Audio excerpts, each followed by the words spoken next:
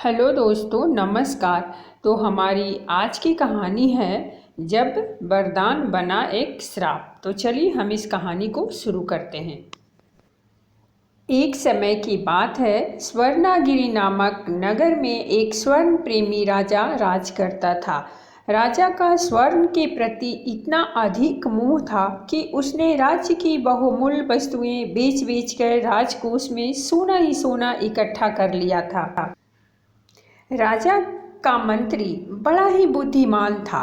वह जानता था कि स्वर्ण बहुमूल्य जरूर है, लेकिन राजकोष में धन्य धान आदि दैनिक उपयोग की वस्तुएं स्वर्ण से भी अधिक महत्वपूर्ण हैं।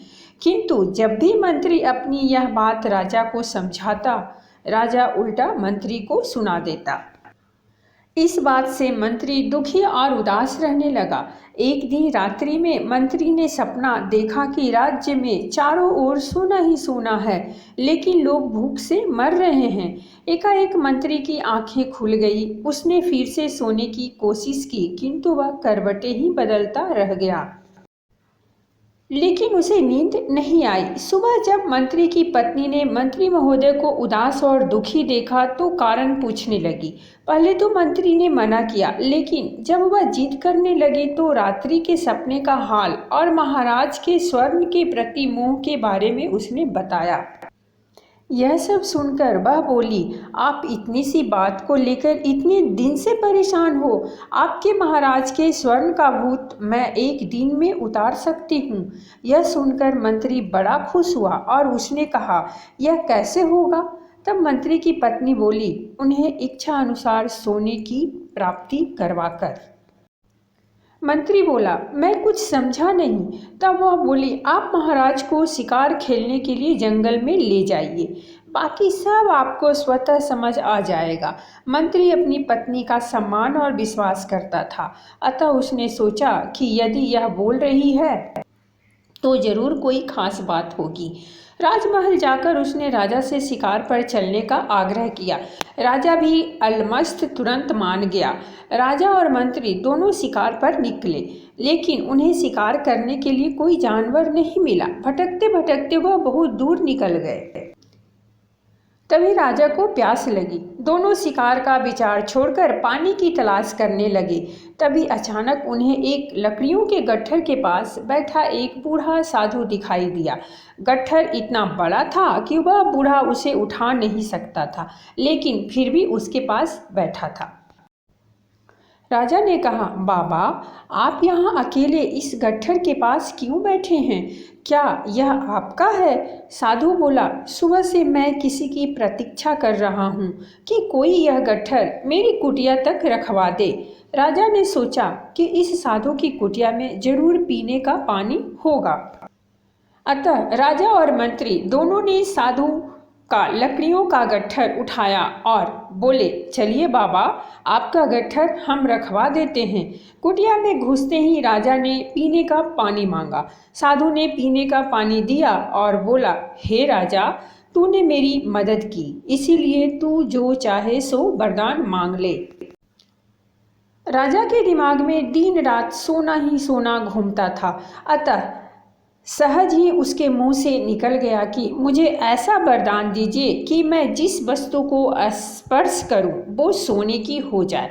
साधु ने एक बार और पूछा, क्या तुम सच में ऐसा वरदान चाहते हो? तो राजा बोला, हाँ महाराज, मैं ऐसा ही वरदान चाहता हूँ। साधु ने कहा, सुबह सूरज की पहली किरण के साथ तुम जिस किसी को भी स्पर्श करोगे वो सोने का हो जाएगा।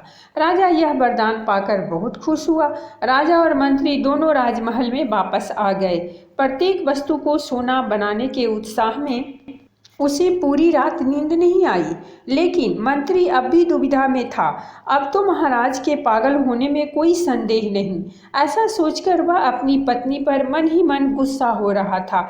इधर प्रातःकाल राजा ने सूरज की पहली किरण के साथ अपने पलंग का स्पर्श किया तो वह पूरा पलंग सोने का हो गया। राजा बहुत खुश हुआ। वह दौड़ दौड़ कर पूरे महल की दीवारों को सोने की बनाने लगा। महल सोने से चमकने लगा। तभी राजा को अपनी नन्ही सी राजकुमारी दिखी। खुशी के मारे राजा ने उसे बाहों में भर लिया। लेकिन देखते ही देखते वह सोने की मूर्ति में तब्दील हो गई। अपनी हंसती खेलती गुड़िया राजा के हाथों में सच की गुड़िया बनकर रह गई। यह देखकर राजा के होश उड़ गए। इतने में सामने से महारानी आ गई। उसने भी अपनी बेटी को सोने की मूर्ति बनते देखा तो जोर जोर से रोने लगी। राजा ने उसे सांत्वना देने के लिए जैसे उसके सिर पर हाथ रखा, वह भी सोने की मूर्ति बन गई। राजा फूट फूट कर रोने लगा। इतने में मंत्री महोदय भी वहां आ गए।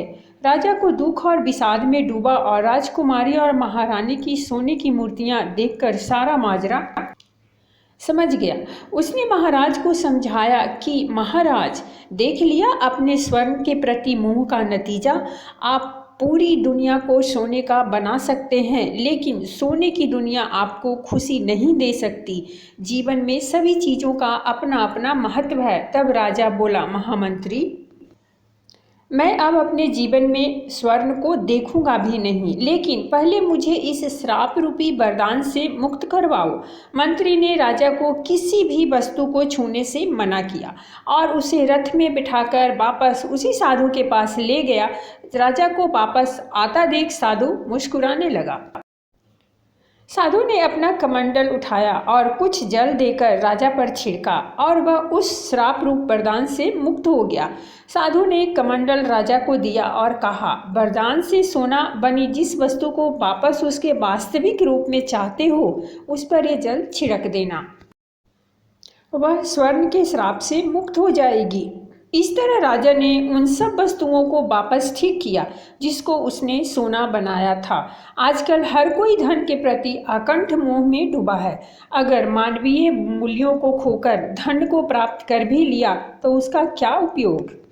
तो दोस्तों, ये थी हमारी आज की कहानी। अगर कहानी अच्छी लगी हो तो प्लीज़ हमारे चैनल को सब्सक्राइब कीजिए, वीडियो को लाइक और शेयर जरूर कीजिए। मिलते हैं हम एक नई कहानी के साथ नई वीडियो में। तब तक के लिए कहानी सुनने के लिए बहुत बहुत धन्यवाद।